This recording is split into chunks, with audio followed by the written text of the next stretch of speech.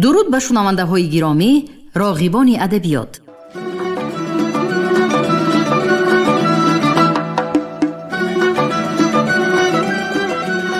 با توجه شما عزیزان، کتاب قهرمان تاجیکستان استاد صدرالدین عینی نمونه ادبیات تاجیک در قرائت کارمند شایسته تاجیکستان علیزاده عبدالرشید خوجانقول. گفتاری 33.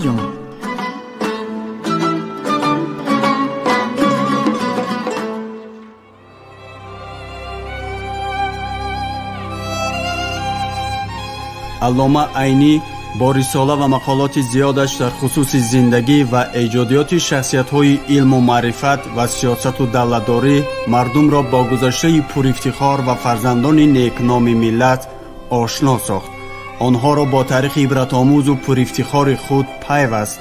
مردم با نگاه زیرکانه و خردمندانه عینی از برار و ناکامی‌های نیاگان در نبرد زندگی آگاه شدند. امام علی رحمان.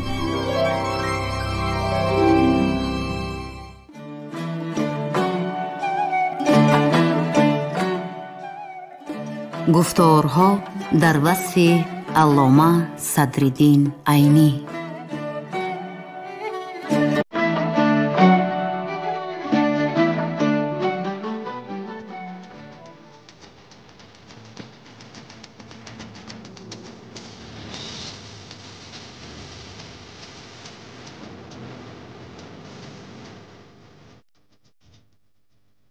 یادداشت‌ها از جهت روشنی بیان و آبرسای عجیبش به قصه و افسانه‌های شرق مانند است که هر یک جمله‌اش تأثیر بخش بوده در لوح خاطر کس نقش می‌بندد. اندره ژید. اولاد حسین خان.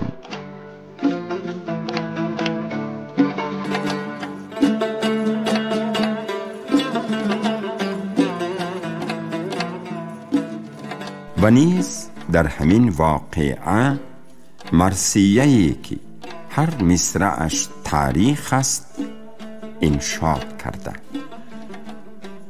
باز جهان شد زینم محشری رنج و علم، کرد عجب رنگ جور پیری سپهری دیژم. آینه دهر را زنگ گرفته همه، بس که در آفاق زد سیل دخان علم.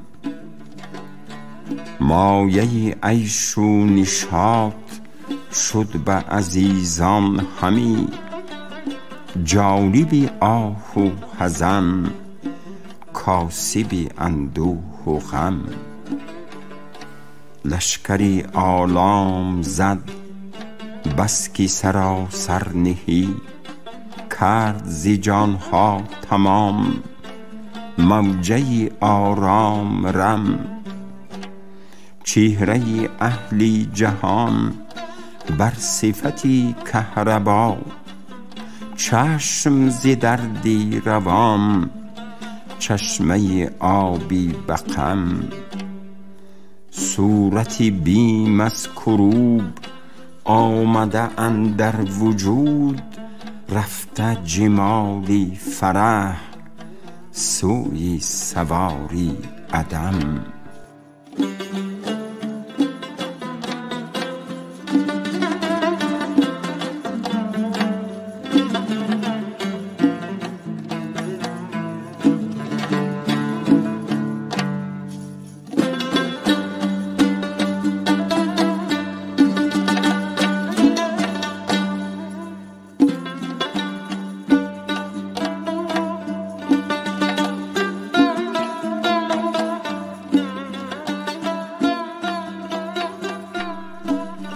این مرثیه 25 بیت است که از هر مصرعش سال 1308 می براید. بدین حساب 50 تاریخ می شود. فقط مصرع دومی بیت دوم 1310 است. ممکن است که این خطا از کاتیب شده باشد. در این تاریخ جایی که به نظری تنقید نگاه کرده می شود آن است که در مصرع اولی بیت اول واوی عاطفه به شمار داخل کردن نشده است، اما در سایر بیت ها به حساب داخل کرده شده است. همچنان حرف مد را یک حساب کرده شده است و حال آن که همچنان حرف مد را یک حساب کرده شده است و حال این که باید دو حساب یابد. تجلی در همین واقعه و 13 بیت تاریخ نوشته است که از روی دعوای خودش 1326 تاریخ می براید، لیکن بعض مصرع ها به تحریف کاتبان غلط شده است، وگرنه از روی حساب فقیر 1282 تاریخ می براید. این تاریخ را خود به قطعه دیگر شرح نیز کرده است.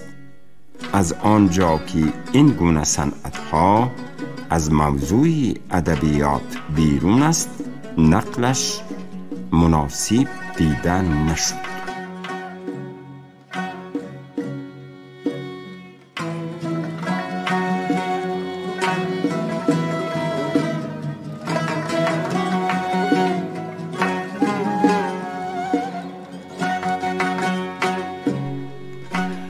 از ردایف الاشعار.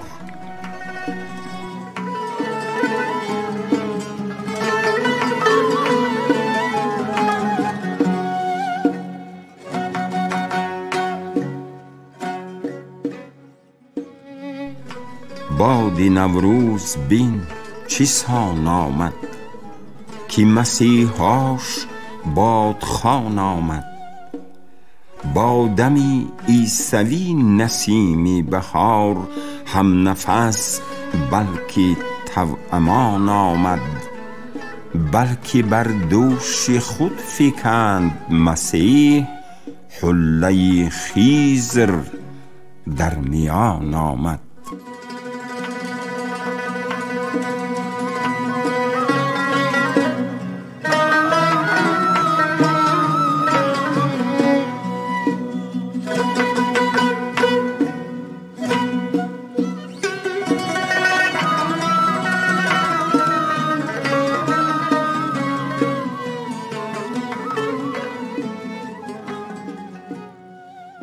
قاضی عبدالله خواجه تحسینی بخارایی.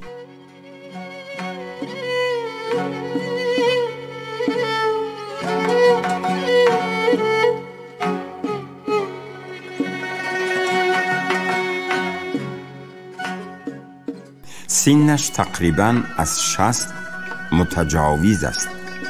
حالا در قید حیات است. از تذکیره منظومه ضیای صدر.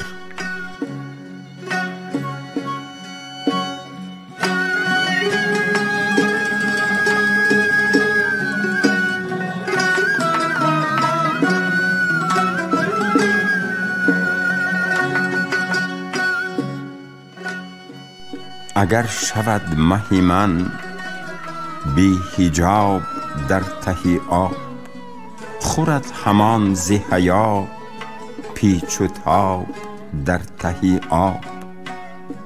به غیر عکسی تو افتد در آبگاه نظر، کی دیده است دیگر آفتاب در ته آب.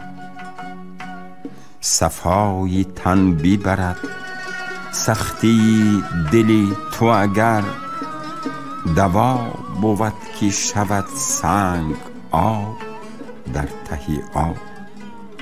به دوری روی تو کندم امید از دل و دین، به عهد خطی تو کردم کتاب در ته آب.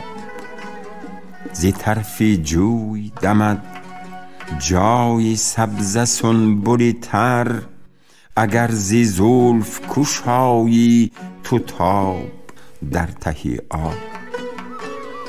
بغیر چاهی زنخدان و سیبی غبغبی تو، ندیده ایم که باشد حباب در ته آب.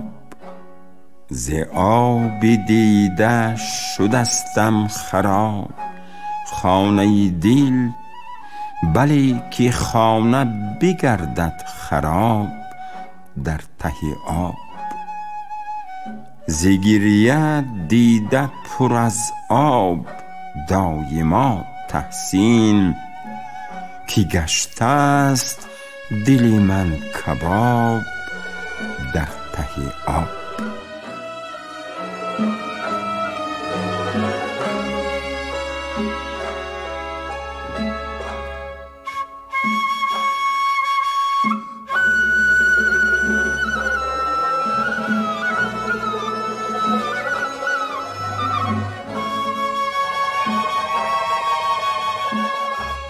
تویی که راهی سلامت به شیخ و شاب زده، هزار تیغی جفا بر منی خراب زده. تویی که روی تو هنگامی عرضی حسن بناز، هزار خنده بر رخساری آفتاب زده. رواست گر شود از شرم چون گلاب گل آب، چو شد رخت ز عرق چون گلی گلاب زده. قسم به خدمت دانای قدری او که مپوش، رخت ز دیده که عمری برا خطاب زده. به آب و رنگ رخت آبروی گل برده، به رنگ و بوی خطت خط به مشک ناب زده. ز بدگمانی خود می کنم هزار گمان، ز هر کسی که رسد از ره شتاب زده. خوش است این که رسد یار بر سری تحسین، به چشم سرمه به زلفی به تاب تاب زده. فقیر 30 سال است که مما الیه را شناسایی و رفت و آی دارم، با وجود فضل و کمال عالی مشرب ولا ابال است. صحبتش سبوک و پرفایده است، درجه جامعیت و شیرشناسیش از شاعریش بالاتر است.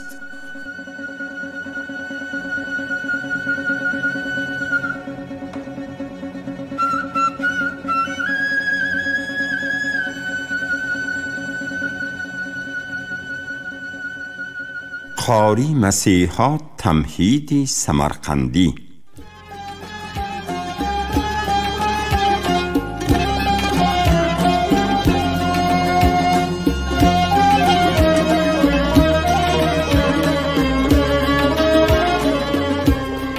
ابن محمد صالح ابن محمد ضیا حیرت ابن محمد زمان ابن محمد رضایی فلغری پاخوتیست.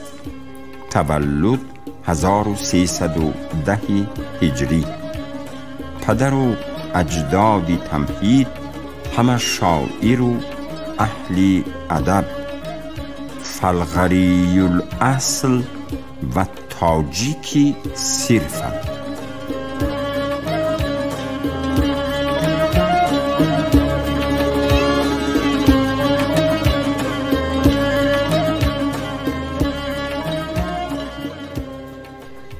غزل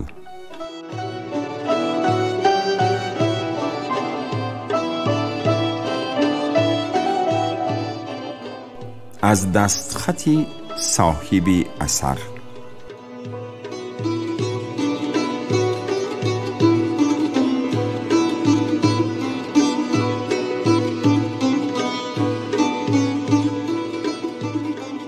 سواد نامه شوقم، بیازی دفتری عشقم، غباری دامنی دردم، بخاری مجمری عشقم. اگر چندی که همچون شعله خاکستر نشین گشتم، ولیکن از گدازی آتشی غم اخگری عشقم. باید شعله خاکستر نشین نباشد. اگر چندی که همچون شعله خاکستر نشین گشتم، ولیکن از گدازی آتشی غم اخگری عشقم.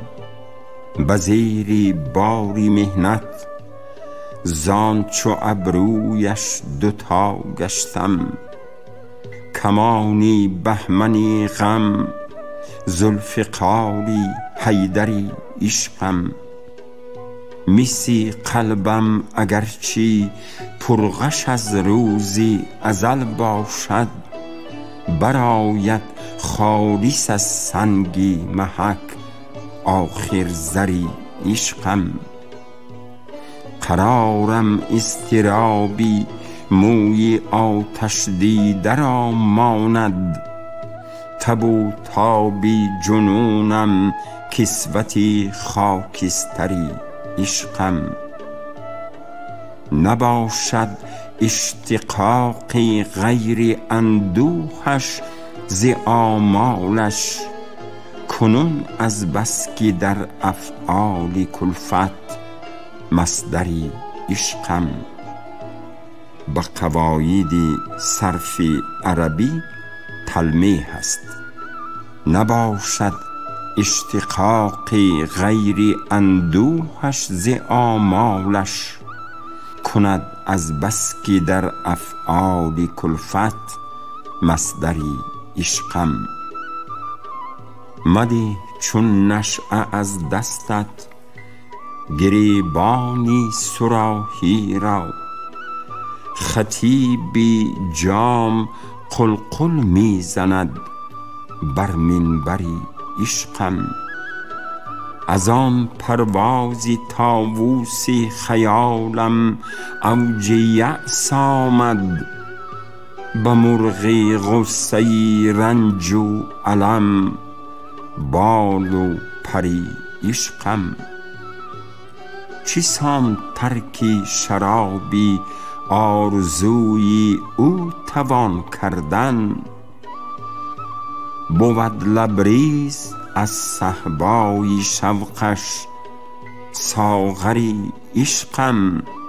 به بازاری قماشی فتنه این گرمی ز من باشد، مگر تمهید شوری چارسوی محشری عشقم.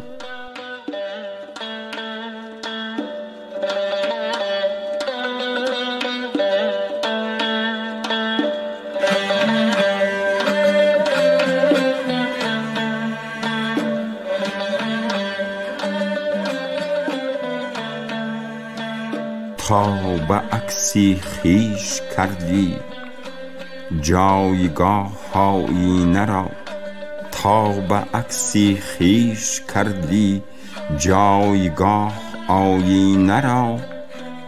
از ضیا فرقی نمی باشد ز ماه آیینه را.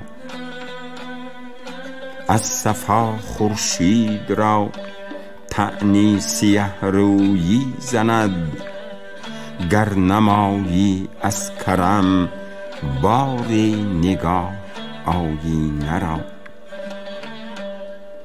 تا که در زانوی او آیینه شد مسند نشین، میزنم از رشک اندر خاکی راه آیینه را. دستگاهی صد گلستانی ارم دارد به بر، باشد از عکسی رخت این دستگاه آیینه را. این مضمون را قاضی عبدالواحد صدری سریر نیکو بسته است. عکس رویت کرده گلشن دستگاه آیینه را، هم بر این دعوا برم پیشت گواه آیینه را.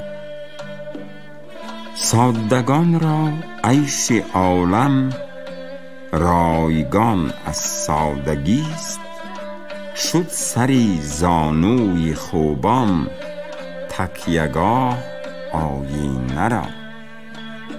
صاف طبعان را نباشد طاقتی زنگی علم، تیره می سازد غباری مد آه آیینه را.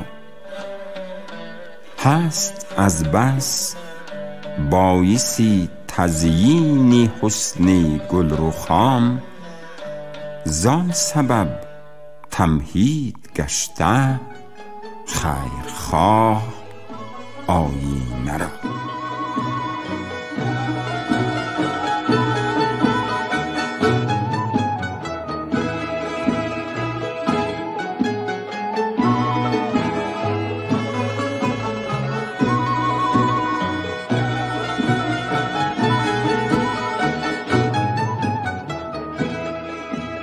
از روزنامه آواز تاجیک، شماره 10.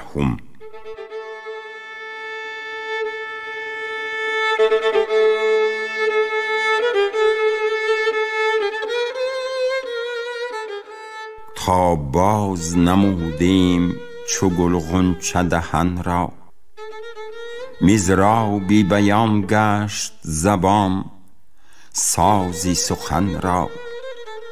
این غلغله طبل سخن بود که امروز در زلزله انداخت زمین را و زمان را. زین دور تکامل چو ترقیست مرادت، یادار به عبرت همدم عهد کهن را. آهنگ طرب شیوه ما گشت چو بلبل، تا سبز بشد نخل امل شاخه و تن را. نایل به تمنای دل خود شود آن کو، ایوب صفت صبر کند رنج و میهن را. هر سبزه که بالید ز باران سریشکم، آرایش دیگر بدهد باغ و چمن را. ما مرده دلانیم ولی زنده به صورت، فرقی نبود پیرهنی ما و کفن را. هر کس که فتد در چه اندیشه معنی، نارد به خیالش هوسی چاه زغن را. لذت ندهد شربت کوثر به لبانش، نوشید ز بستان ادب هر کی لبن را. خوش آن کی بود در پی تمهید فصاحت، روشن کند از طرز بیان شمع فتن را.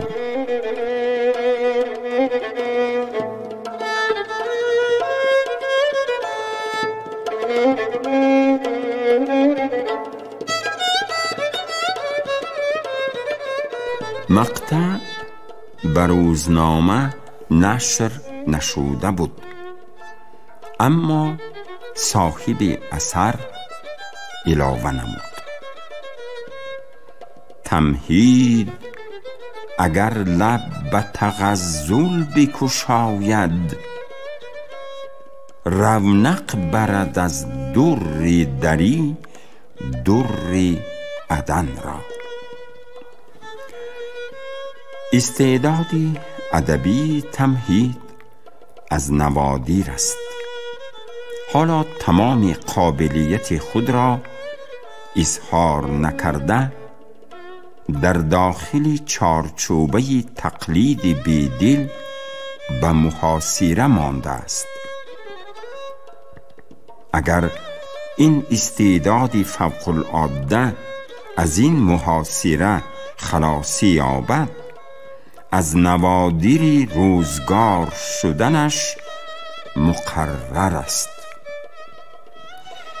چنانچه از طرز بیان معلوم است، دو غزل نخستین و طرز خیلی کهنه و تنها به نیت تقلید و پیروی بیدل انشاد شده است، اما غزل آخری نظر به دریافت و ذوق فقیر خیلی بلند است.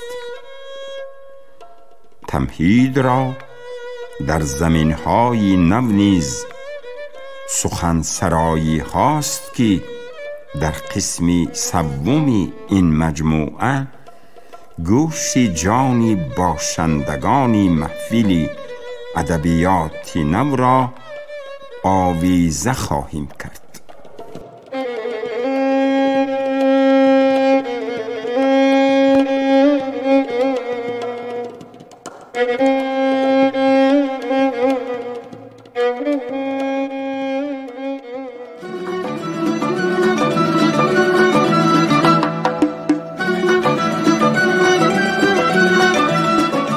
شنونده های ارجمند، شما گفتاری 33 را از روی کتاب استاد صدرالدین عینی نمونه ادبیات تاجیک در قرائت کارمند شایسته تاجیکستان علیزاده عبدالرشید خوجمقل شنیدید.